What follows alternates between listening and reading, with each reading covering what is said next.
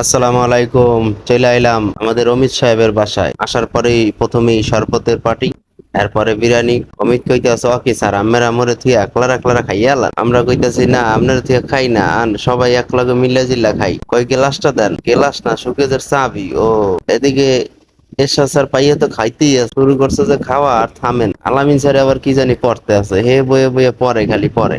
আইসে সোহাগ স্যারে ওরে খাওয়ান, একজনে খালি খাইতেই আছে খাইতেই আছে। এরা কইতেছে অমিতের বিয়ে যে কত মজা, খালি খাওন আর খাওন। আসলে কিন্তু পোলায় বিয়ে করতে পারে আনছে আনন্দ লেগে সারান আমাকে বার্তাই একবেলা খাইবে খাইলে ভাবলাম রোজার দিনে যাই যাই একবেলা খাই আই।